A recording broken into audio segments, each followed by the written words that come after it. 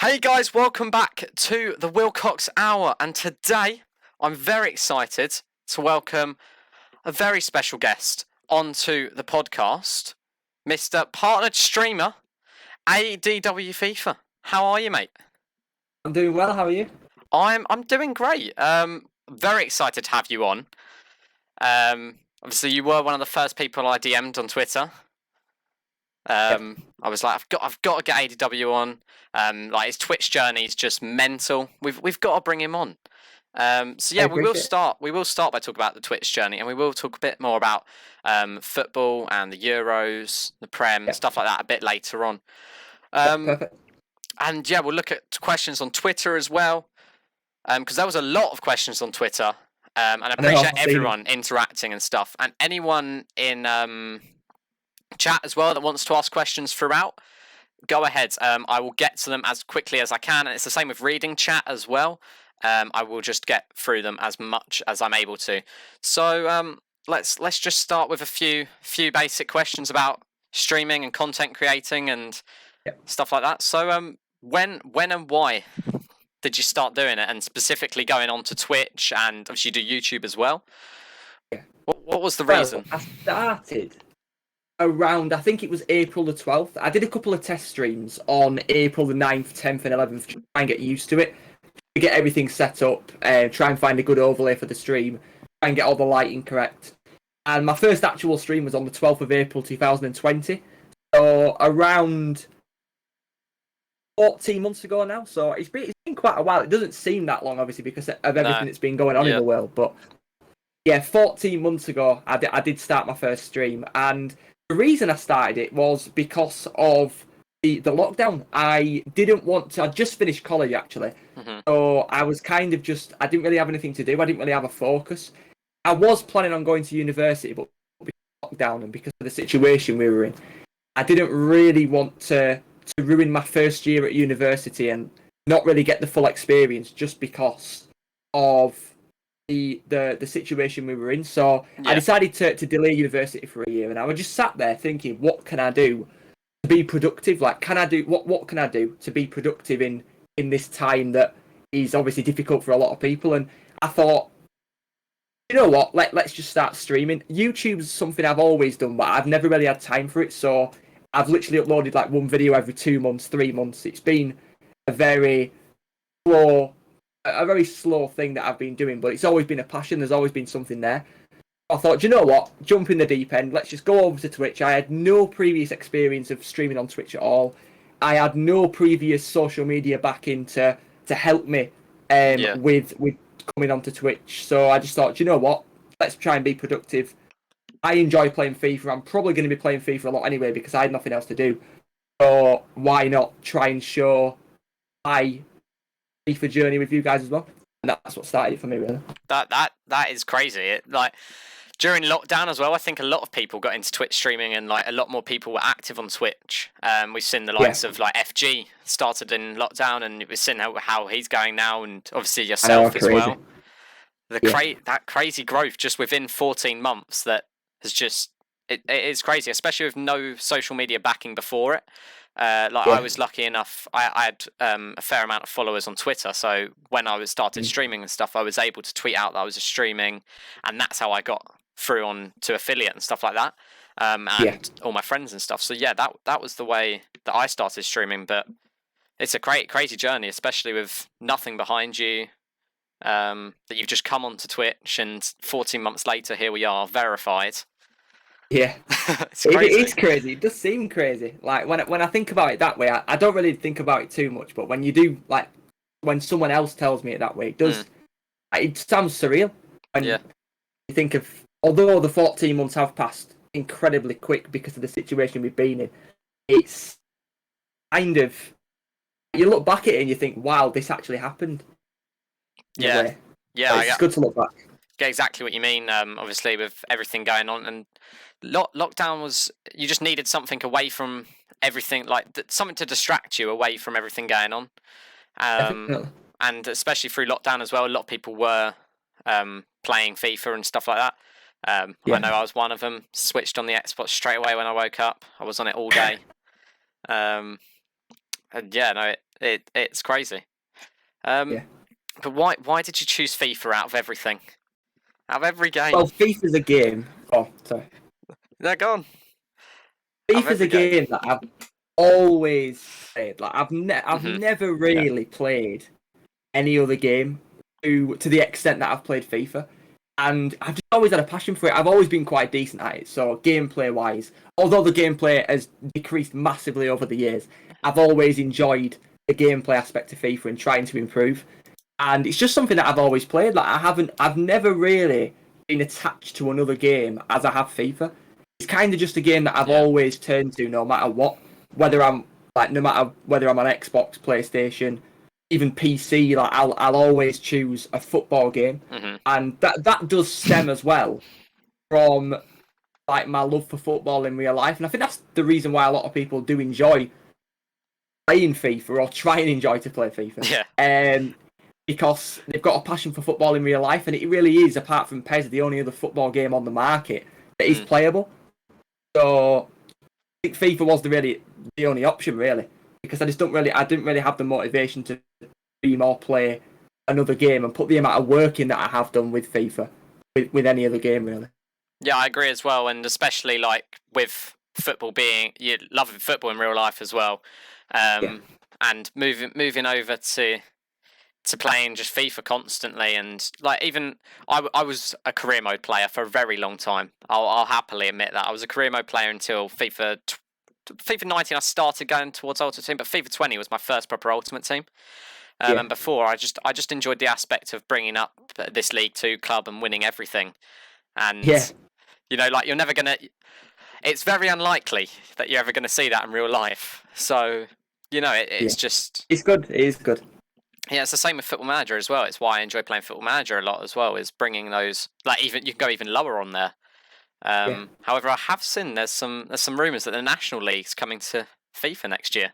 I've seen that. That'd be good. That'd be really good, especially for the people who are fans of that. I know All News FIFA. I think is it Aldershot that All News FIFA's a fan of. Yeah. That'd be good. Watching the frauds take them to the Prem. Be interesting. How do you reckon All News would do it at career mode?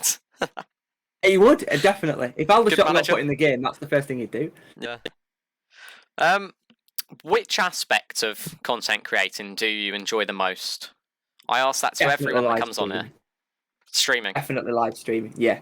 YouTube I enjoy, but it's a very, very slow process to grow over there. Like I've been doing YouTube for a while now, so I know like the ins and outs of it and how like what videos do well. But the thing I don't like, the editing side of YouTube, I do find quite boring. I've never really enjoyed editing a video. Thumbnails, I'm not creative in the art aspect of things. I've never been an arty person. So thumbnails have always been difficult for me, and because I can't really afford, I do have a thumbnail designer now, but in the past I haven't really been able to afford to pay for thumbnails for my videos. The fact that I haven't been able to think of ideas and to put my ideas together into a thumbnail have always put me off doing videos for YouTube. Like I haven't uploaded a video on YouTube in about a week and a half now as well. Especially with the game dying down, I just don't really know what to upload. So for me, YouTube is, I do enjoy it, but it's not my priority compared to Twitch, because the whole reason I enjoy Twitch is the interactivity with the chat, just asking people how their day is going, and I like that because I've had a lot of messages in the past saying that people enjoy my streams not just for what I play, not for what the content I provide, but mainly for the interactivity. I do pride myself on always reading every message in the chat and not really focusing on what's on my screen, but focusing on making sure I read everyone's message, ask them how their day's gone. For some people, that does help them a lot. Like if they're having a bad day, they can stream, have a conversation with our community. We've got a fantastic community over on the channel, which obviously I know a lot of my community are part of yours as well. So you'll know quite a lot of them. Yeah. So it's just good to have that interactivity with Twitch, which you don't really have with any other platform. Obviously, you can stream live on YouTube, but for me, Twitch is definitely the best platform to stream. Oh yeah, I definitely agree with you as well. With Twitch being the best, is it's just so it's for me it's easier to use first off, and I feel like the community's a bit better. You're able to interact more with people through like bits and stuff, and it's a lot more difficult to get the viewers on on YouTube. Do they have a system like raiding or something like that? I don't know. I don't think so. Usually, when you end the stream, they just like spam the link in the chat. Yeah, exactly. So yeah, it's a bit different. Like with raids and stuff, that like they grow people massively. Like we've seen in the past, people like Castro raiding like a small streamer, and you see them the next day they're on hundreds of viewers when the day before they were on like 30. You know, it just shows the power of raids and hosts, and that's why I like Twitch more personally. Where do you see yourself by the end of the year? So what like goals and targets are you setting yourself? Well, at the start of the year, I set myself the target of at the end of FIFA, the FIFA year. So at the end of FIFA 21, I did set myself the target of being a Twitch partner. Yeah. So I've managed to achieve that already, which is fantastic. I did also set myself 7,000 followers, which we just recently hit as well, which is fantastic. And apart from that, I didn't really set myself any goals. I just wanted, apart from those two that I wrote down on my notes on my phone, I just kind of wanted to go with the flow and just see where content creating took me. Because I'm new to it, I didn't really know what goals would be realistic and what wouldn't. I could tell by the follower pattern 7,000 followers would be a decent goal to set, like a goal that I might not hit, but I do have the possibility to hit as well, because I didn't want to make unrealistic goals to achieve. And then partner wasn't really a goal. Partner was more of a dream, like something that I saw a lot of, like when I see a partner, like when I wouldn't say my perspectives changed a lot, but when I first started streaming, when I saw a partner, like when the first partner came into my chat, I was like static about it for the whole day, like even into the evening. I was like, someone who actually is recognised on this platform has come into my chat and recognised my stream. So that for me was like that is my dream on Twitch, to be a partner. And now that I actually achieved it, you see, now that I've achieved it, I wouldn't say my perspective's changed on like being a Twitch partner, but it just feels surreal. Like it doesn't feel like I am one of those people. Like when I compare myself to other content creators that are similar to me in like viewers, and I just don't compare myself to them at all. I just don't feel anywhere near as good as them on the content creating side of things. Yeah, I get exactly what you mean there. It is surreal. It is surreal. Yeah, like obviously how you felt when you saw those ticks in chat is how other people now feel when they see your name in chat. I can't understand that. That's the thing. That's the one thing I just can't understand. That feeling of like. Yeah, I don't know really how to explain it. I'll never forget the first partner streamer that came into my chat. It was Matt Hayho. I know who he is. Yeah, great guy. He raided me with like 200 viewers, and that was like a surreal moment during lockdown. I just remember him coming in, and I remember seeing his tick in chat, and it's just surreal seeing like that person's in your chat. It's just like, I agree. Yeah. I'm gonna move over to some Twitter questions quickly. That's perfectly fine. One coming in from Neric, saying what is your parents, family, friends' opinion about like all streaming and stuff like that? Well, at first they were a bit wary about it, as every parent would be, because they didn't really know much about it, as it's a new field of work, not something that's been around for a long time. They were a bit wary about it. They didn't really, especially with the fact that I said that I didn't want to go to university. Obviously it was due to the pandemic as well, the main reason, but I did want to put my all into content creating just to see where I could get. So if you try and explain to your parents that instead of going to university, which obviously is well known to be a place of solidified education for the future to get you a good job, and then say instead I want to sit behind a monitor, play FIFA to a camera in front of an audience, it is quite difficult for them to understand why I would want to do that instead. But I'm very lucky that they did very quickly understand it with me explaining it, sitting down, talking to them about it, and they now fully understand it. They support me with it. My girlfriend does as well.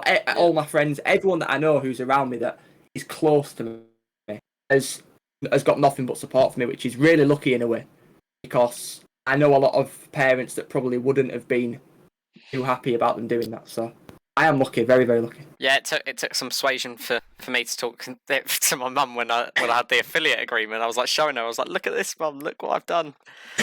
I'm like, "Can you just agree to it?" Because obviously I'm under 18, so I had needed the parents' signature as well. I'm like, can you just please? That's true. Can you please sign it? I promise it will be all good. And now I get moaned at for shouting too much sometimes.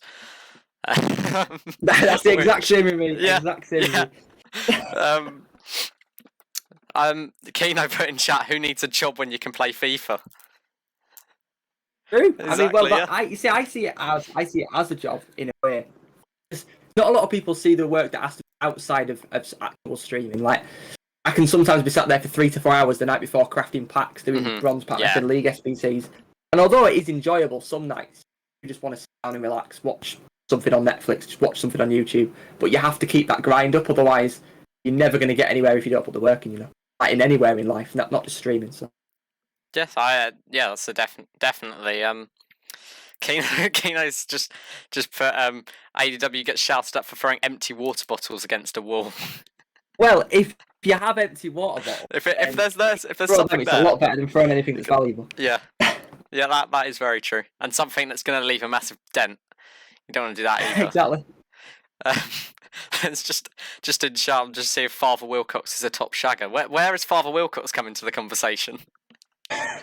When I told my dad about it, because I think I started at my dad's house, and my dad's like got on the headset in one of my first streams. He's always loved it. My dad's always loved. It's good, man. Stuff like that, yeah. This is a question I did already have written down, but Nerik's also asked it.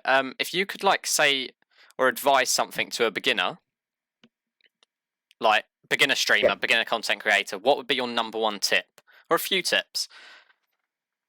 I'd say the main thing is to make sure you're having fun. And I know a lot of content creators. I'm not going to name any names with the advice that I give because I do like to compare it to other streamers. But I know a lot of content creators who have started streaming just down to the monetary side of things. Like they've seen me, for example. I might have been gifted quite a lot of subs. I might have been gifted quite a lot of bits. And they get motivation from that, which is fair enough. Like obviously, getting paid to play FIFA is a dream for a lot of people. Yeah. But you've got to put that aside, no matter whether it's your job or not. You have to put that aside, and especially if you're a newcomer, you need to realise that you need to put the work in to get the reward. You can't just start streaming and expect people as soon as you get affiliate to start throwing 10,000 bits at you. You've got to put the work in, and like I'm confident enough to say everything that I've earned from Twitch has come from me putting the hard work and dedication in. And that goes to anyone else on Twitch as well that is obviously he's doing well for himself. It's all a part of the hard work rather than literally just getting money for playing FIFA. It's not as simple as that. I think I'd say the one thing that I would recommend, like especially newcomers, is to make sure you're having fun with it. If you sit behind the camera in your first stream and you feel worse after you've finished the stream, it's probably not the right thing for you. Mm-hmm. If you've enjoyed it, even if only one person comes to your chat, if you've enjoyed it, that's the most important thing. Keep going, keep the work up, because you'll see a lot of streamers as well. They'll give up after 2-3 weeks. They'll put so much work into 2 to 3 weeks, and they won't see that much of an increase in followers, viewers, as much as they would like, and that obviously puts them off, and they stop. The most important thing is to keep going. Like at the start, I did have a very quick growth spurt in streaming, which I was very lucky for. However, it did plateau at some point. It did start to level off, and I didn't see as much growth as I would probably want to see with the amount of work I was putting in. But I didn't stop. I carried on. I pushed on through the lower times. Like even now, like the last month that I've had on Twitch is one of my lowest points in. I wouldn't say viewers, but with YouTube subscriptions and Twitch subscriptions. Just really, it's been. I understand why, obviously, because of the Euros, the lockdown restrictions, and that. I understand why. But you've got to push through these times because everything gets better eventually with anything in life. So I'd say to narrow it down, I'd say make sure you're having fun. Fun is definitely key. Dedication as well. You need to be dedicated to your cause. Like in anything in life, you've got to be dedicated to get far. And just make sure you put in the hard work in it. Instead of just sitting around, maybe be doing nothing, you've got to make sure that you're always putting in that work to get to the top. Otherwise, if you don't have that drive, you're never going to get there. And it sounds harsh, but it's the reality. Yeah, I've had periods exactly the same. Like I've taken breaks in the past where I feel like I shouldn't have. I think if I carried on, I could have just got back up to where I was. But there's been times when you just don't feel any motivation to do it, and if you're not motivated to do it, there's no point doing it because it will reflect on the chat. I agree. And Miles has just said in the chat, always hard being a FIFA content creator this time of the year because the long wait for 22 goes on. And yeah, it is this time of the year. Like I have stepped away from FIFA a bit. Obviously, some people in my chat will know. There's been reasons like I've been console bound on Xbox, but we don't need to go into details on that. But yeah, no, that I've tried. I'm trying to make content on the PlayStation. Do not worry, guys. I will try and bring FIFA content, but. Yeah, exactly. It's very difficult to start a brand new account at the moment. Yeah, I agree. And yeah, stuff like that. It just is. It's difficult to make content, especially as there's no promo right now as well. Yeah. Keen, just do a hot tub stream if you're struggling for viewers. But yeah, no. Yeah, we'll talk about the console ban another day, but but yeah, no, I just find I agree. Yeah, no, it is difficult at the moment to make packs for no promo. You're just stocking up the club at the moment. It's like, Ethan put in the chat, who was the first partner person in your chat? Do you remember? I actually can't. You can't. Off the top of my head, I can't remember who it actually was. I think it was Footwiz Jamie. He raided me. He was the first big raid that I had about a week and a half into streaming. Yeah. I can't remember whether he was partnered at that time he raided me or not. Very good streamer. I'm pretty sure it was him. But yeah, he is obviously a massive streamer, so he's definitely partnered now. But I'm pretty sure he was. He was the first person who gifted more than one sub as well. Like he enjoyed what I was doing. That's crazy. It was crazy, man. Like I was buzzing about that for the rest of the day. Yeah, no, you would. So someone that you've watched and you know well as as a content creator. Like you've seen him in the past, and you see him in the chat, and you're like, wow, it is a bit surreal. Like I got raided by Nerdfire a couple months ago. Yeah. And I watched Nerdfire growing up and stuff, and just seeing him in my chat, I was like, that's crazy. Like I just remember growing up watching him in like Squad Builder showdowns and things like that. It's like he's in my chat. No, it is stuff like that is surreal, but you think about it and you think, wow, like imagine if this guy was like in my chat, like I can't imagine even speaking to this person. And then after it happens, you kind of get humble by it in a way. You're like, wow, this person, like I must be doing something right if like this person is acknowledging me. Yeah, exactly. Any questions about the football and stuff? I will get onto them. We're just talking about the Twitch side at the moment. But I will definitely ask ADW some of those questions in chat. Michael, do not worry about being late at all, mate. Welcome on in. Narrowcast, will you see any other games on your channel during this time? Will you get any other games on the channel?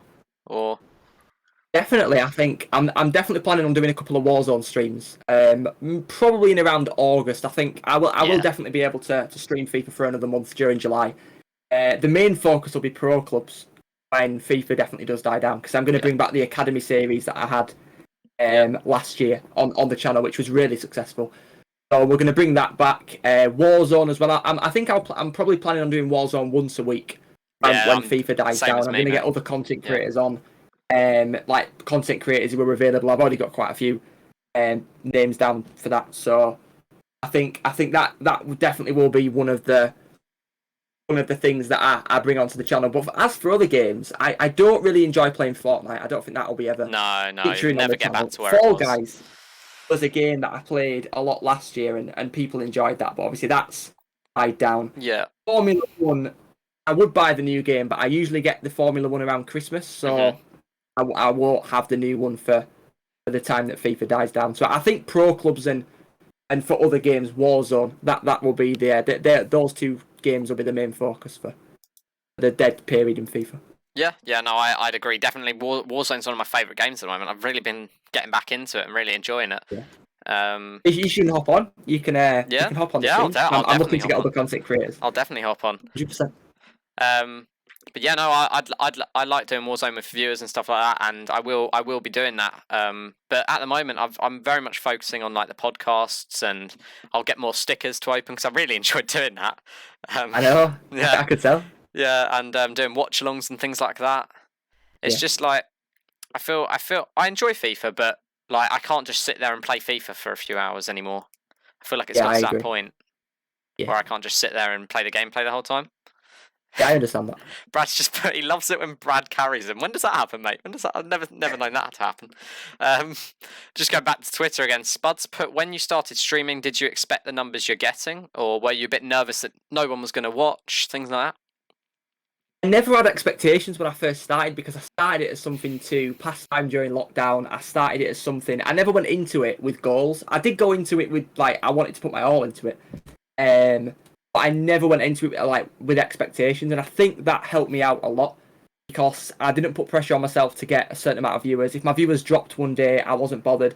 And from an early stage, I turned my viewer account off. To this day, I still don't have my viewer account on whilst I'm streaming because I feel as though a lot of people these days, a lot of streamers, they look at their viewers. Once again, I'm not going to name any names, but I know a couple of streamers who they'll end their streams because there's like less viewers. Yeah, and I did that once myself when I first started. I was getting into it a lot. Like the viewers were increasing, but then all of a sudden they dropped off a bit. I thought, what am I doing wrong? So I ended the stream, and then I thought to myself, I can't go on like that because it's going to happen a lot. So I decided to turn my viewer account off, and as I said, to this day I still don't have it on. I do look at the average viewers after the stream because I still that's what I do want to know like what points of the stream get me more viewers, like whether my viewers drop towards the end of streams. So it is always good to look back at analytics and have a look at stuff like that because that's important for growth because you can learn from that. But whilst you're actually live, it's better to not have it on, in my opinion, because if you see the viewers drop, you might panic and you might think, oh no, my viewers have dropped. What am I doing wrong? I want to end the stream. Especially when you're going for partner. Like at the moment, I wouldn't say viewers don't matter anymore, but when you're not a partner and you're chasing for views matter a lot. So especially if I was to have the viewer count on whilst I was going for partner, that would have been really stressful because if it dropped below the 75 average, the minimum requirement you need, it would have been stressful for me and I'd have probably ended the stream. But I stuck to it. I said to myself, nope, although the viewers do matter more than ever now, I'm still going to stick to just not looking at the viewers, put the content out that I know people enjoy and just hope for the best, really. And as I said, I wouldn't say that I'm not definitely going to say that the viewers don't matter anymore, but I do feel a lot more relaxed now that I've got partner. Actually, I know that I don't have to worry about. I don't have to worry about always having above 75. I can do the occasional stream that might not get me as many viewers, but the people that do watch it will still enjoy it. Obviously, I enjoy it as well. But the main I know I'm going off the question a tiny bit here, but the main thing I would say, especially to people who do get partner straight away, or to like streamers who might get a partner in the future, keep up the work that you were putting in before. Like one thing that a lot of people will have noticed when I did get partner, I didn't just stop producing the content. Like I continued to produce the same content. It's more difficult now because there's no promo out. There's very little to do. Obviously, I've brought a brand new Road to Glory series in right now. But next week, when the promo does start again, or on Friday, I'll be back to doing pack openings every day again. And it's important to just keep the content going because if you've achieved partner, like if you have achieved the status of Twitch partner, then you're obviously doing something good. Like you're obviously doing something fantastic to be able to get to that point. But you need to make sure you're keeping it up because you've got the momentum. Once you get Twitch partner, you've got the momentum. You get a lot of exposure on Twitter, other social media platforms for achieving partner. You've got to keep pushing so you don't slip back down again. Obviously, if you do slip back down again, that's perfectly fine because if you worked your way up there in the first place, you can definitely work your way up there again. But it's just definitely important to just keep going. Make sure you keep putting the amount of work in. So that's what I'd say. I've just seen something in chat from Michael that he said, "Tell Adam I love watching his streams and love how interactive he is with chat, and is so nice and always remembers little facts about viewers even when there is like over 100 viewers in his chat." Yeah, I appreciate that Michael. I appreciate that a lot. That is a big compliment actually because that is what I pride myself on, like the interactivity of my streams. So that's good. I appreciate that. Ray Guy, one of my mods, has just said, what does ADW stand for? Well, AD is Adam. Obviously, a lot of you guys will know that my name is Adam. And then W is my second name. That's the initial of my second. There you go. I would have guessed it was something to do with initials there. Yeah. Let's have a look on some more. Worst Twitch moment. That's a difficult one. You see, I don't really think I have a worst Twitch moment in a way, as I see everything as, even if, for example, I do have a bad stream, Yeah. or I do look back at the average viewers after the stream and it's a lot lower than I usually get. I don't look at that as a worse moment. I don't look at that as a bad moment. I look at that as a moment to improve. I look like I have done in the past as well. Especially the streams where I've had less viewers, I've looked at that. I've watched it back sometimes and I've thought, what have I done in this stream that has got me less viewers? Everyone's going to have a bad day with streaming. Everyone's going to have less viewers sometimes than they usually do. Especially with the lockdown easing, the football on, the weather getting better as well. People are naturally not want to go. They're not going to want to stay inside and watch someone stream FIFA, especially when FIFA's dying down as well. They're going to want to be outside and enjoying their life again. So I'm not really looking at the viewers recently, but I wouldn't say I do have a worst moment, in all honesty. I mean, I've had moments with my internet. Like, obviously, there was a week whilst I think it was about November, October last year, where I had a week where my internet just refused to work. Every time I hit go live, it just lagged. I suppose you could say that was my worst moment, because I was really frustrated with my internet provider for not fixing it. But I'd say that's probably my worst moment, because I couldn't control that, you see. I feel like these are quite similar. Funniest moment was from Frank on Twitter, and then Adam's just put in chat most embarrassing moment. So you could sort of put them together. I mean, like, it's funniest for chat. So yeah, why not? Let's go with that. What's your funniest / most embarrassing moment?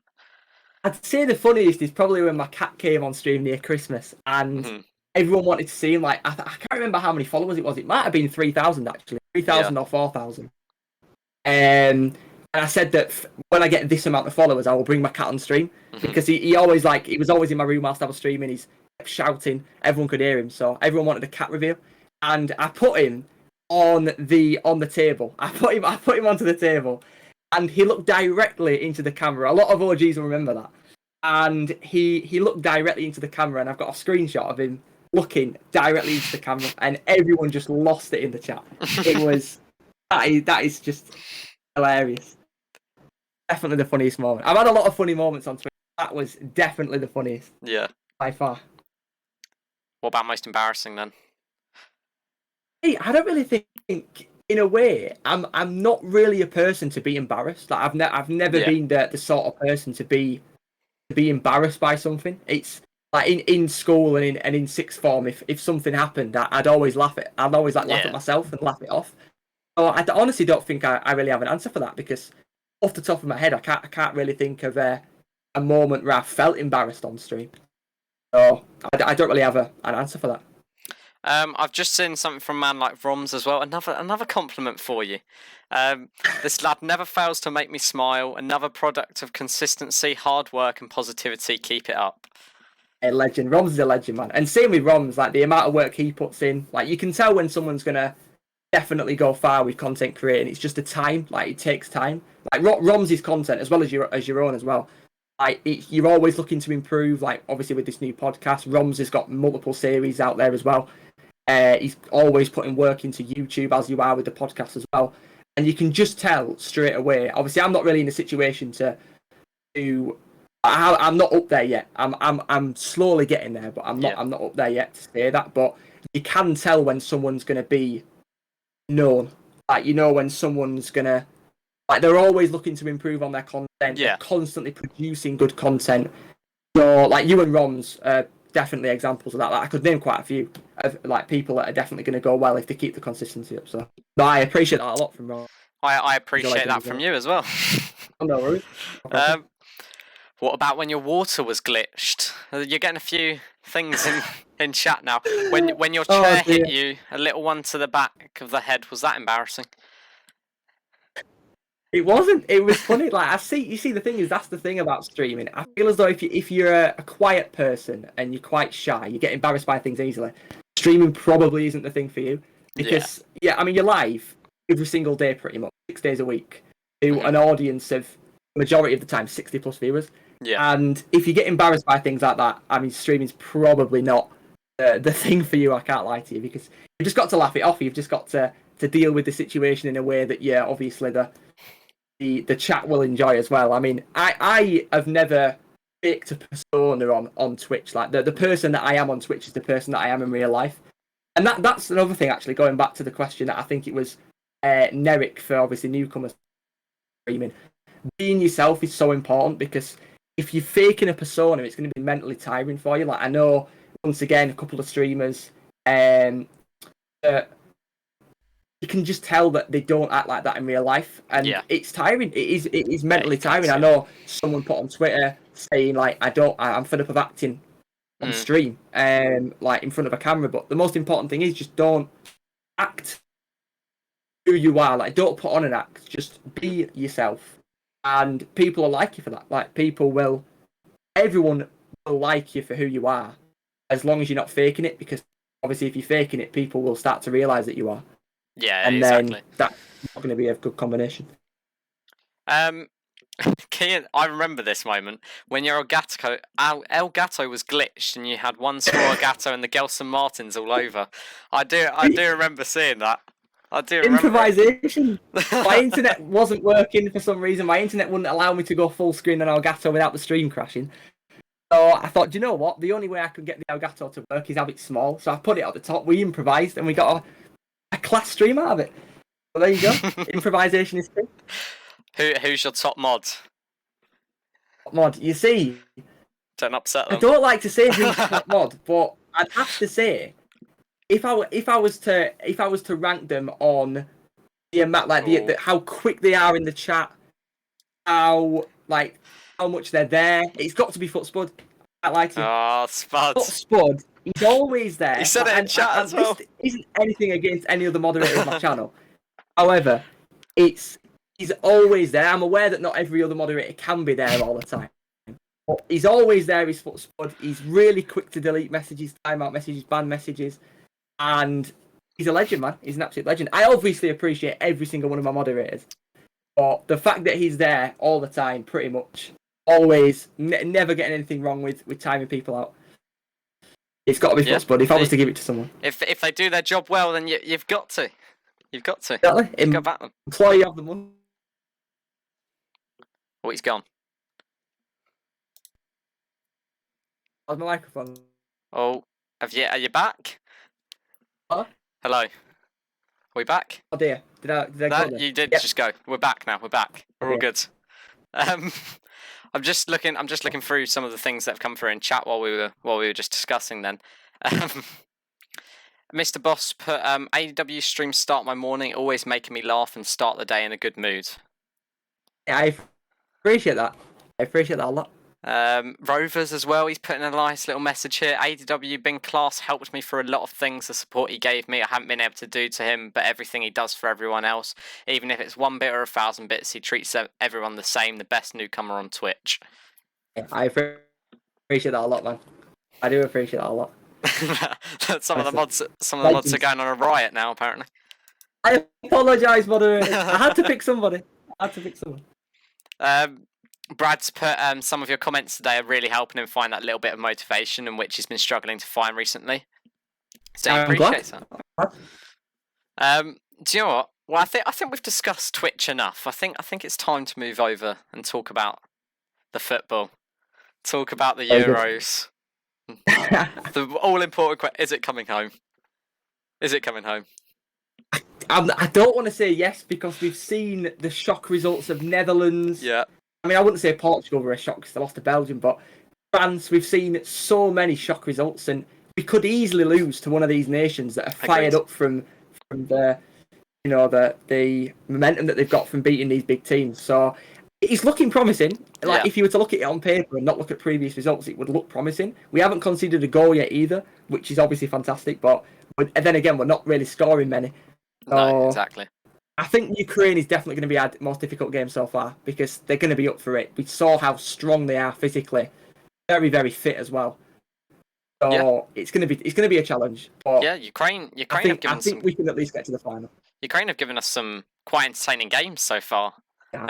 Last night was quite an entertaining game. They had that game against Netherlands as well, which they did lose, but the comeback in that was a crazy game. Do you know what do you make of England so far? I don't enjoy the way we play, but it gets the job done. Like as I said, we haven't conceded yet, so I respect Southgate for setting us up defensively like that. But I don't like the way we play because, especially against Germany yesterday, it was very, very end-to-end. Although we defended well, Jordan Pickford was the main reason, I would say, agreed. why we didn't concede in that game. He made a fantastic save from Havertz's shot, good save from Werner's shot. He made some really good saves in that match. But then again, although I might not like how we play, if it's getting us results and we're not conceding, keep it going. You can't complain about it. It Might not be the best to watch for the neutral, but we can't complain, as you said. Yeah, exactly. I won't name any names, but the people in my group chat will know. But yesterday it was very hectic in that group chat because there was so many arguments about the lineup and whether Southgate's got it. And at the end of the day, we've just got to get back. We've just got to back whoever he chooses and his decisions. At the end of the day, we can't do anything about it. He knows his team best. We've just got to let him do what he thinks will get the results, and it has got the results so far. So, I mean, we got very lucky with the Müller moment yesterday. Very lucky. Honestly, my heart dropped when I saw him throw on goal. I will never know how he missed that. You could say Müller didn't find the corner. Yeah, Michael's just put in chat. Yogurt joke. Michael's just put in chat. Where does my next Prime sub go to? Either of us. That's what we'll go. Michael, you can go either of us. If you want. You can make your choice. 1 month Will, 1 month me. Yeah. I don't need it. Give it to Adam. Give it to Adam. Müller missing. Yeah, he must have had a bet for England to win 2-0. Do you know, I'm going to move away from the Euros quickly because Adam keeps on putting the same question in chat. Right. So I'm going to ask you, how did you become a Leeds fan? Was it a family thing? Was it? It was a family thing. Yeah. Funnily enough, I know a lot of people will know this. I did used to be a Liverpool fan when I first got into football. I never really enjoyed watching football when I was younger. So the first proper amount of football that I watched was at the World Cup. I believe it was 2010. And I used to be a Liverpool fan, as my favourite player was Fernando Torres. Like, my favourite player growing up, and the favourite player that I always looked at was Fernando Torres. So I looked at who he was playing for. He was playing for Liverpool. So I decided to support Liverpool. But then, when my dad realised that I was really into football now, and I started supporting Liverpool, he did persuade me to support Leeds, which is the team that he supports. So, like he said, I can take you to games, and it would have been difficult if I'd have said no, because I mean, a Liverpool fan and a Leeds fan in the same house is a bit dodgy. But yeah, that's how it happened, really. And then I've loved Leeds ever since. I would never look back. Yeah, I'm glad that I did. That was a good choice there. Then not the ones that won the Champions League and the Prem. Leeds. Exactly. A good choice. Exactly. Yeah, I agree. Yeah, I became a Spurs fan, sadly, from my dad. Don't know why he chose Spurs, to be honest. But I think the story was his best friend in primary supported Arsenal, and he was like, "I want to be their rivals," so he went with Tottenham. Wow. So that's where we are now. Brad's asked, "Do you have a season ticket?"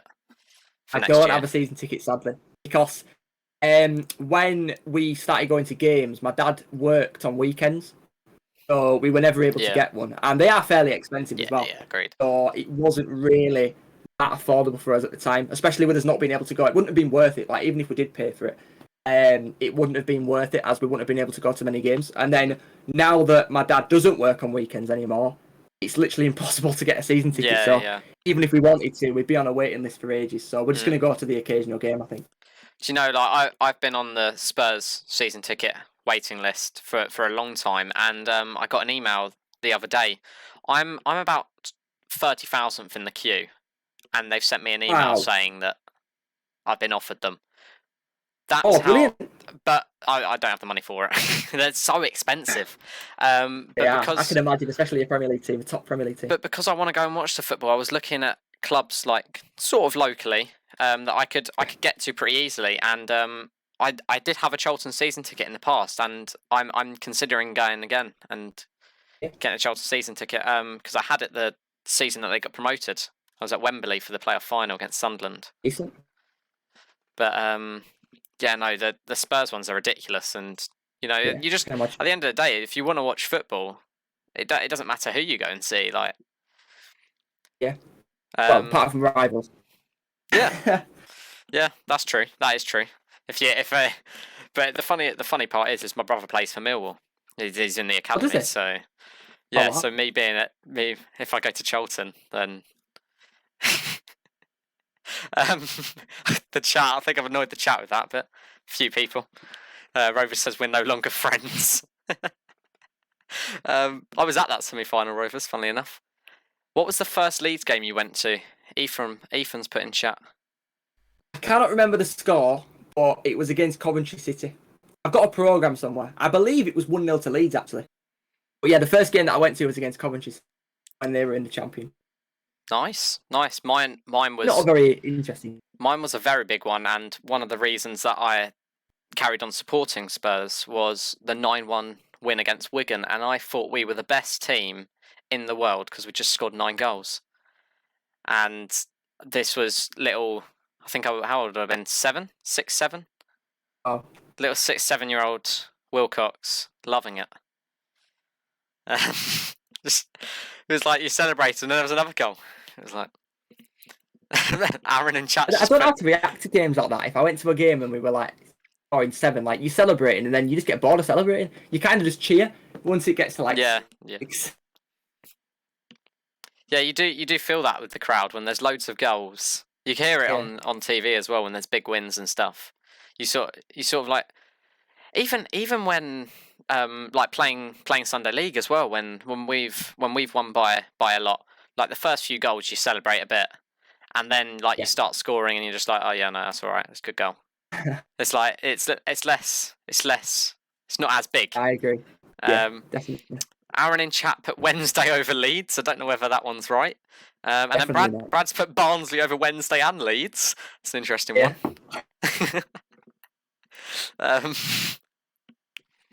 What? Do you know what? There was a question on Twitter I saw about Leeds. Where is it? Matt Yoshi put, how does it feel? How did you feel about your first season back in the Prem last season? Oh, ecstatic. I mean, I predicted us on stream to finish 16th. Yeah. So very, very good season. To say that it was literally the same team that we had in the Championship as well, besides Rafinha and Rodrigo. Obviously, Rafinha had a huge impact, but Rodrigo didn't really have that much of an impact, in all fairness. Obviously, Llorente and Koch as well didn't really have that much of an impact throughout the season. Like, the majority of the team we used was the team that we had in the Championship. So the fact that we managed to finish where we did with that team is, I'm over the moon. Like, really, really happy with it. Fantastic. Keno's just put in chat, was he always into football from a young age? And I think you mentioned that you weren't really, and then you sort of got into it. I wasn't. I wasn't. I really only started watching football when I was about 9 or 10. Yeah. And obviously, when I started watching it, I then started playing it. But I wasn't interested at all when I was younger. Really younger. I was the opposite. Like, from a young age, I was always playing it, constantly playing it, and then it took me until I was about like 6 to sort of understand the aspect of football. Yeah. And like going and watching games and these big teams and that sort of, and I was like, I want to be a professional footballer. It was that sort of age for me. So that's everyone's dream, yeah. Yeah, exactly. Ray Guy put, did you support Leeds when we won when they beat you? Who won that one? Liverpool won 4-3 at Anfield, I think it was. Oh yeah, that were at the start of the season, wasn't it? First game at season. Oh yeah, this year. Is he talking about this year? Yeah. Yeah, I think he was. He's not 10 now. Don't worry, I've got a 10-year-old on the podcast. I'd get my brother if I needed that. Ben's put, ask Adam if he's happy with the signing of Junior Furb. It came out of nowhere. No, I wasn't expecting it at all. Big I saw signing. no leak. Like, for example, Mateus Cunha, that's been something that we've been, like, a player we've been rumoured with for ages, but Junior Firpo came out of nowhere. I mean, he's a fantastic player. He's obviously decent if he plays for Barcelona. Yeah, exactly. I don't really know much about him. I haven't really watched much highlights of him, but he does look like a really good player from what I've seen. And I did say we needed to strengthen the left back side of things as well. He's got potential as well. Definitely. I think he could become one of the best fullbacks in the world if he keeps going at the rate he is, and if he proves himself at Leeds. And not saying Leeds could push themselves up with him, but eventually he may look to move to one of the bigger teams, and you get a bit of money for him. That potential sort of idea. Yeah, definitely. But it's like Leicester signed Daka today. I think that's a smart. I know, I saw that. Hold on, Smith. I don't know whether you know the boys. The Dugout FIFA. They've been obsessed with him forever. They're on YouTube. They did do a bit of Twitch before, but they went back to YouTube. But yeah, no, they found Patson Daka on a career mode in FIFA 19, and they've interacted with Daka all this time, and now Daka's moved to the Prem, and it's like they've always kept close contact with him, and he sends them signed shirts and things like that. And they're not the biggest YouTubers. They're on about 2K subs, and shout out to them. They're great guys as well, and I've spoken to them in the past, done Warzone with them, things like that.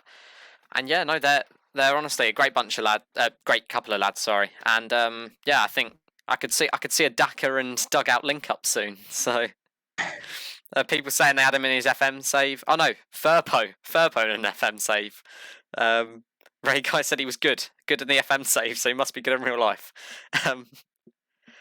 Ethan's put, who was your idol growing up? I think you previously mentioned that it was Torres. Yeah, definitely Torres, 100%.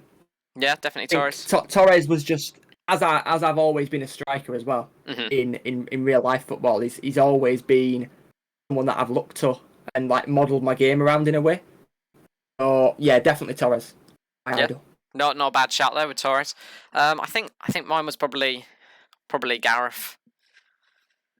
I think it probably was Bale. Was the first proper one that I sort of looked up to. But Jermaine Defoe as well.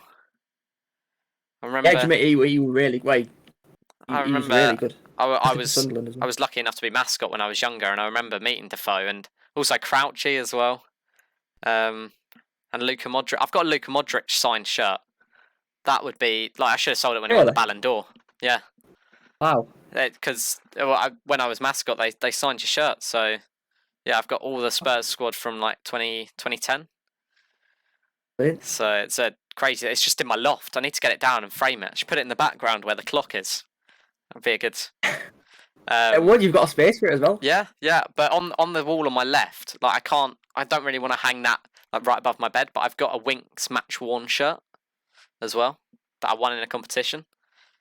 So I'd love to have that in my background. Very lucky. I got very lucky with that. I think my friends will probably remember. I was in a call with them and I just screamed when I saw the email that I'd won it. There's a lot of questions coming through now in chat. Why do you break ankles in clubs? Oh, you've got to do what you've got to do, you know. I've got those agile feet. Do you think Leeds will sign Jack Harrison on a permanent? Yeah, I think there was a with the loan that he had last year. I'm pretty sure there was like a buy clause on it as well. So we could buy him at the end of his loan. I think we will. We have to. He's developed a lot with Leeds. Although he's been on loan from Man City, he's from City. Yeah, he's been on loan with us for 3 years now, I think, and we've literally developed him as a player. I mean, Man City have done nothing with him, so I thought surely have to sign for him. I thought he was yours the whole time. I thought he came from City. I didn't know he was on loan for that long. So yeah, just keep on getting him back on loan. That's what happened again this season. I know. Just like get him on loan again. Yeah, why not? I hope not. Let City pay the wages and we'll bring him in for the season. That's the way they're thinking, isn't it? Frank's put your best Frank moment. Frank moment. Yeah. I think honestly it was because Frank, no offense to him, was the player in Pro Clubs when I did the Academy series last year. He was the player that everyone they expected more from him. Like he was the player in the team that didn't really have as much ability as the rest of them. But instead of Frank getting down about that, he came on, he listened to everyone, he listened to everyone's feedback, and I just remember him scoring his first goal, and it was scenes. Like everyone could tell he'd improved as a player. Yeah. And it was scenes when he scored his first goal. Everyone was celebrating. Even the people who didn't have mics turned their mics on to celebrate. It was just fantastic, man. Absolutely fantastic. It's always great when you get that one person that he doesn't normally score, he hasn't shown signs of scoring, and then all of a sudden he just pops up with a goal. Definitely. And it's the best moment. Rovers has put, when you're playing football, what is your best achievement from playing in real life? Best achievement? I would say my best achievement is probably... Now, this might sound unrealistic, but it is true. I scored 83 goals in 22 games. That is crazy. In the 2015 to 16 season for my club. That is and crazy. that's when I got recognised by Bradford City. Mm-hmm. So I went to their development, Yeah. and because I did a few like summer schools with them as well, and they then said like you can come down to our. At first, it was an invitational like development centre where they wanted players, like they wanted to take players on, but then eventually they made it into like a paid thing where you had to pay, and that's when it kind of went downhill. Then. Oh, did it? Yeah. Oh, sorry to hear that. Could have seen him not as a streamer. Could have seen him playing in the lower divisions for Bradford. I wish. So bro, just put who you're playing against. It was. You see, everyone won't believe me, but No, it's true. no one It is. is true. I know you might not believe me, but it is completely true. It's such a random amount of games and such a random amount of goals. I don't think you are lying about it. I'm not. It's just I promise I'm not. I've got people who played in that team who can back me up. Yeah. Well, were you battering teams week in week out? Then was that sort of the? Oh yeah. I mean, well, funnily enough, we didn't win the league. I think we finished fourth. Really? Because our defence was absolutely dreadful. Yeah. The reason why I joined the team actually is because I wanted to play for a team where I'd stand out. Mm-hmm. I wanted to play for a team where I knew that if I go to them, I will score a lot of goals. So I went down to the bottom division of my my local league, and I picked this one team that were quite local to me. And I just thought to myself, right, I'm going to get into this team. I'm going to score as many goals as I can in the first season. Because the opposition won't know who I am. They won't be expecting anything from this team. And I took this team from like second to bottom to fourth, just for me scoring goals. But the games ended like 11-10 to them because the defence was absolutely terrible. Crazy. So the games were literally like they were double figures the majority of the time. In like even if I scored, I scored I think it was 9 or 10. I scored 9 or 10 in one game, and we lost 14-11. So it was a mess. But I enjoyed it. I did enjoy it. That's all that matters. And and it helped me to get noticed as well. I get exactly what you mean. Like playing, as long as you're playing and you're enjoying playing, then like, because if you're gonna play football and you're not enjoying it, there's no point. And yeah, I enjoy playing football, but I've got other priorities that I've got in my life, like work and stuff like that, which will be the reason that I most likely will drop out of football this year. But yeah, no, I want to go watch football. Like I'd much rather go watch the football because I'm going into men's league now as well, so it'd be Saturday games. And I just want to go go out and watch some football, the atmosphere and things like that. So I think last season was my last season, and it was a good one as well. We won the mini league after COVID, so yeah, it's been alright. I want to just put ADW would get into the Scunthorpe team, and then it started going, anyone would. My granddad could get into the Scunthorpe team. I think there's a bit of things against Scunthorpe in chat here. I rate Scunthorpe. Adam making himself sound like he's made an FM save in real life. See, it doesn't sound real. I am 100% true. 100% true. Yeah, Put me up to a lie detector test. It is 100% true. I believe it because, yeah, as you said, it was such random figures as well. And you said you dropped down divisions as well, and it got you noticed. Yeah, I agree with it. And it worked. My plan worked. I think the whole story's like it sounds true. Yeah, it is. I'm telling you, 100%. Nerrick, another message for you here. Always making me laugh. If I'm not in the mood, I don't feel good. He always cheers me up. His stream has become a part of my life. I followed his channel 5 months ago. I got VIP because I'm always first in his stream, and now I'm mod. Thank you for being here for us. Keep it up, my favourite streamer.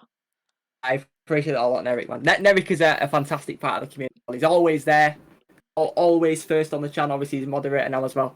But I do massively appreciate that. Sounds like a great guy, and even like I've like through DMs today and him interacting and stuff like that. I can see it. Definitely. Your real favourite football moment was your disallowed goal from the halfway line. There's a story behind that actually. I scored a goal from the halfway line from kickoff, and it got disallowed because the goalkeeper wasn't ready. The referee said the goalkeeper wasn't ready. And it got disallowed. That doesn't make sense. No. As a referee myself, I don't think that You can't just say a player wasn't ready. The player should have. I know, he blew his whistle. Yeah. Like, come on. Like, because the Definitely. referee should have done his thumbs up to the keeper before he blew his whistle Definitely. to confirm it. But yeah, no, I don't get that at all. Do love school football. Ben's just put in chat. School football was great. I really enjoyed school football. But I think COVID stopped us from getting into the tournament or anything, so they sort of just put it on hold and didn't go back to that school in the end. And that's just the year 11 done. But yeah, we never really got football at school. We had it in year 7. We had one friendly, and then we started playing it in year 11, and that was it. It was a bit crap. Kino's put, you need to find a new VIP now. New VIP. Hey, I'm always looking to add new VIPs. Always looking to add new VIPs. A lot as it is at the moment. Do you know what? I'll go back to the Euros because we didn't talk much about the Euros. Now that you've seen the final 8 now, because I had Finn on during the group stages, and he said that Hungary would win the Euros. That hasn't happened. But I can't remember, who did David say? I think David said Denmark, and that was on Monday. So I'm interested on who you think will win the Euros. Belgium. 100%. Definitely. You think it'll be Belgium England in the final. Mark my words. Belgium England final. Belgium versus England in the final. 100%. I just don't see us beating Belgium, to be honest. Yeah. I think Belgium and Italy both very strong on that side. And I think whoever wins that one will get to the final. And I think I see Spain. I think, as David said on Monday, I think with Denmark, Czech Republic, and Ukraine as well, I think we're sort of thinking this is going to be an easy run, which on paper it should be, but we've seen Denmark now. Battered Wales. They've really shown that, like, obviously the Eriksen incident hasn't affected them that much. Obviously it did on the first couple of games, you could see that with the way they were playing, but now they're like, we've got to win this for him. And I think if Denmark win the Euros, I don't think anyone would be disappointed. Oh, definitely not. And I've said in the past that I could see the best player award being given to Eriksen as well. That'd be nice. And I think that would be a great gesture. Yeah. Belgium England final is basically guaranteed, is what Horner's just put in chat. Which we've seen upsets. It's not Switzerland. That's the thing we've got to take into account. We've seen so many upsets so far. Anything can happen. Places, but we got Jackie Grealish, we got Kane. Not a fan of Kane. Not a fan of Kane. Oh no. Okay, we'll move on. We'll move swiftly on. Brilliant. Country is lost. Yeah, I know. I've said he suits our style of football, and I think he'll do well. Where if he leaves, either whether it's this season, next season, in the future. But I don't think he'll ever do as well as he has done at Spurs, because he suits Spurs' football, and he suited Jose's football perfectly. Yes. And I think also with Nuno coming in, I feel like Jose and Nuno play quite similar football, which I'm a little bit upset to watch more defensive football. But I think under Nuno, I think Kane would be decent with defensive football. So anyway, I'm drifting off into the Prem now. It's fine. But who would you say underperformed the most? Now this is before the France game. Who would have you said? Because I think France, now everyone's going to say underperformed the most. I don't really know. I'd say I can't really say Netherlands, because although they did go out in the round of 16, they did play fairly well in the group stage, so I can't really say Netherlands. Mm-hmm. Honestly, I don't really think. I'd probably say Germany. Because although, to say how many good players they have, they weren't that good in the group stage. They had that good game against Portugal, but they were shocking against France. They were terrible against Hungary as well. I know I see a lot of people putting Turkey in the chat, but then again, I never saw Turkey as a dark horse. No, I never saw them as a team that would do well. I know a lot of people did, but I just never saw them as a team. Like when you looked at their players individually, yes, they've got the two LOSC little strikers who won them the league, but they didn't fit in with the team. They play Turkey plays so differently to how Lille play. Yeah. And you're playing against much better opposition in the Euros than you are Ligue 1. Mm-hmm. So I didn't see it happening, and it didn't. Everyone that came into my chat before the Euros started saying Turkey are going to be the dark horses. Yeah, Like, I never you could agree probably with that. pull some up somewhere. I said no. I said I just can't see them being.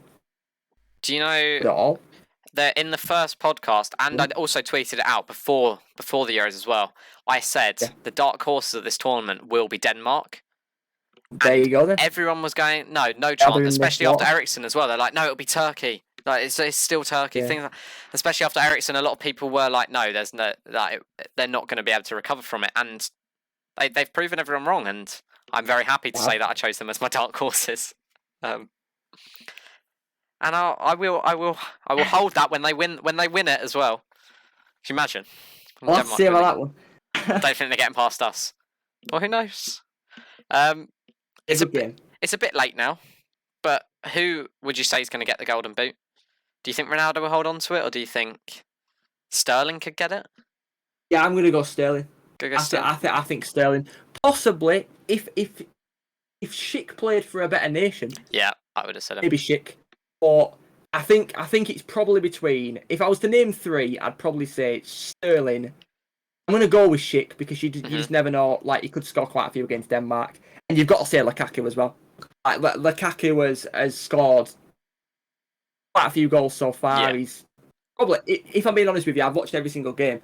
He's the only player that I've seen that has created like so many chances every single game. So Belgium play very attacking football as well. He's so strong. He's fast. So I think it'll be between those three, definitely. Yeah. It wouldn't surprise me with Lukaku. Very good season as well. And he's bringing it into the Euros now as well. Keno's just said he put a bet on Belgium to win it, and Lukaku top goal scorer. It could easily happen. And Blades put Switzerland are the dark horses. I think they've definitely shocked everyone, especially with that France game as well. Taking them to extra time. Switzerland have a good squad, though. You see, taking them to extra time was an achievement. Switzerland's team. Yeah, very true. If you look at Switzerland's team on paper, it's very good. It is a strong team. They've got some very good players. Yeah, but that game against France could have gone completely differently with Rodriguez missing his pen. If he'd scored that pen, that would have been 2-0. Who knows what would have happened then? Would Benzema have scored 2 quick goals? You know, like it's those sort of moments in football that makes you want to carry on watching it. You're always on the edge of the seat when you're watching football, and I could definitely see a couple more upsets happening before the end of the tournament.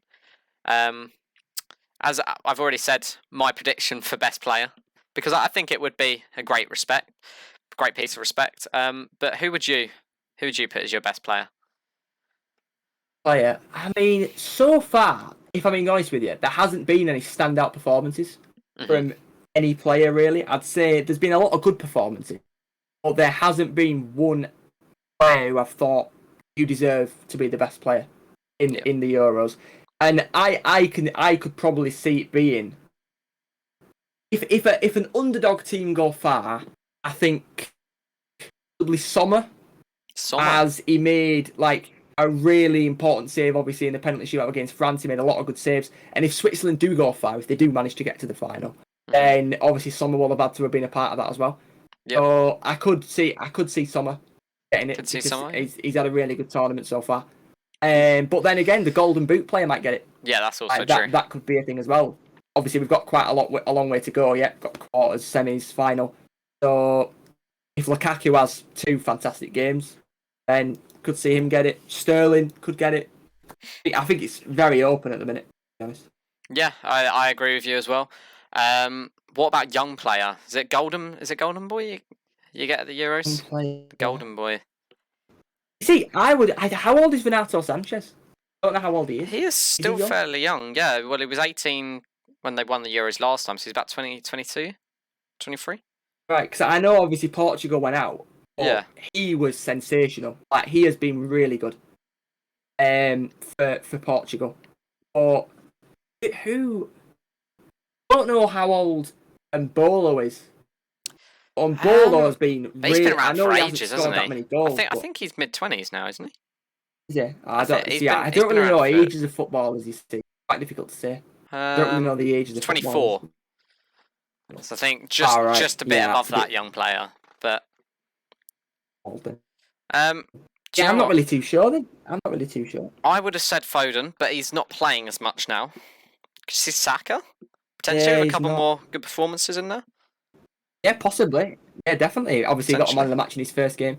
If he continues it, then definitely I can see that. Yeah, I would agree. And you know what? We'll end it on this final question here from Blade. Right. Who do you guys think the top 3 England players are? Is that England players? Should we say what you think on paper and then at the Euros so far? Yeah, I would say Sancho's in the top 3 on paper. Yeah, because he's so good in the Bundesliga. I mean, Bellingham as well is definitely up there. I wouldn't put Bellingham in the top 3, but I'd say our best 3 players on paper are probably Phil Foden, Harry Kane, and Sancho. I think they're our 3 best players. Yeah. Not Sterling would definitely be 4th. 100%. But I think on paper, yeah, I'd agree. Definitely Kane. No bias in that. I think a lot of people would say that as well.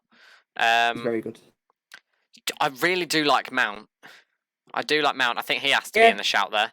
Grealish as well. There's Foden. There's so many players we've got now. It's difficult. Yeah. But I think I'd go Kane, Grealish, and Foden would be my 3. I think Sancho's definitely up there. But I really do like Grealish. Not a fan of him. Just don't like the way he plays. He does help whoever he's playing for get a lot of fouls and free kicks. Yeah. He just doesn't have as much of an impact in games as I think people think. I'm aware that he obviously got an assist against I think it was Czech Republic for Sterling's header. Yeah, and he got an assist yesterday as well. Yeah. But then again, he just, like when I've watched him for Aston Villa, he doesn't have as much of an impact as people think. I understand. I wouldn't say he's overrated, but I wouldn't say he's as good as a lot of people say he is. He's yet to prove himself fully. Yeah, I think. Yeah. Don't get me wrong, he's a fantastic player, but he's nowhere near. If you were to compare him, like the England fans speak so highly of him, and rightly so, he's a good player. But if you were to compare him, I'm going to say Mbappe. Although Mbappe's had a terrible tournament, I'm going to say Mbappe.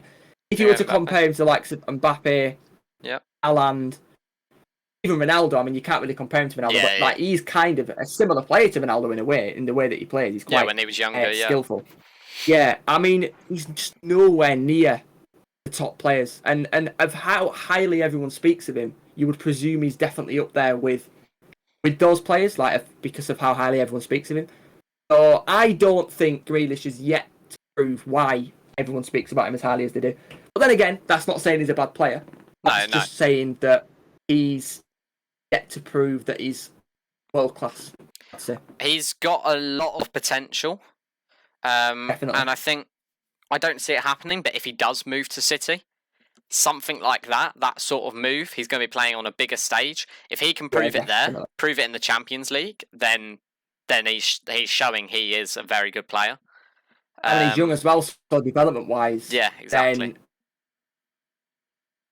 But yeah, exactly. It would be a good move for him. But then I said this to my dad when we went out for lunch the other day. I said, would you rather, if you were Grealish, would you rather leave Villa, your boyhood club, you're the captain, you're the star player, to go to City, where a team that rotates their squad a lot, so you're not going to be starting week in, week out. You're not going to be the star player. Obviously, not going to be captain. Would you sacrifice all that, leaving that behind, the fans, just to play on a bigger stage? I think I would. Would you? I don't think I would, personally. Like, for example, if I were playing for Leeds and I was the best player at Leeds, I was the captain, there's no way I'd leave that. I mean, Aston Villa have had a fairly decent season last season. They've got a lot of good players. They've attracted a lot of good players as well. I would stay if I were Grealish, because Aston Villa could potentially be a club if they continue with, obviously, their good form, attracting players. Like, Grealish will attract players to Aston Villa. So, if I was him, and I would stay. But then again, you've got to think of it. Contract is you're talking a lot more money probably. You're talking playing for a Champions League club. I mean, all of those factors combined together, it's really down to his mentality in a way, and his personal preference. Oh, think you've just cut out at the end there. Oh dear. So you still in there? Yeah, I can hear you now. It was just from like the personal preference part. Oh yeah, that's was that the end of it? Finished there. Perfect. Yeah. Do you know what? Because there's just been another question in chat that I don't know whether you've watched much of it. Who's going to win the Copa America? I haven't watched any of it, so I can't have a say. I haven't watched any of it either. Neither of us can. I can't say an opinion. Do you know what? I haven't watched any of it. Argentina. Why not? Like, I'll go Brazil. Yeah, why not? We'll go against each other. So Argentina. Let's go with Brazil. The good ones. Kino's just said, will he ever get good lighting? Oh no. Well, the thing is, Kino, I do have good light. I spent a lot of money on my lighting as well. I got like the best lights possible, the Elgato ones, and the real problem is the positioning of my room. Yeah. I stream at a time where the sun's out, especially in the summer. Yeah. And no matter what happens, no matter whether I even bought blacked out curtains as well, so the sun didn't come through. And no matter what happens, the lighting will never be perfect in my room. So it's a shame, really. I can't do anything about it, but you just have to deal with it. Third world problem. Well, massive thank you for coming on. Appreciate it. I've enjoyed it. Yeah, it's been a good laugh, especially with chat as well. The questions coming in, it's made my life a lot easier. As I was saying to Adam before the stream, I said it makes it a lot easier for me because I've got questions already pre-built, but having all the different questions coming in on Twitter, through the chat, throughout, it helps us keep it going. But yeah, anyone that's watching on YouTube as well, thank you for watching. Hit the subscribe button. Subscribe to ADW as well in the link in the description. I'll get the words out. Go follow him on Twitch as well. And if you want to see these podcasts recorded live as well, come drop me a follow on Twitch and ask any questions in chat for whoever the guest is. I'm sure we'll see Adam again in the future. And yeah, again, massive thank you for coming on. No worries at all. Anything you want to say to the viewers before we end? I just say thank you for being a good audience in a way. Like really, really good questions. I've obviously enjoyed myself as well, so I appreciate you asking me on. No worries. And yeah, anyone on YouTube, I will see you in the next episode. See you later.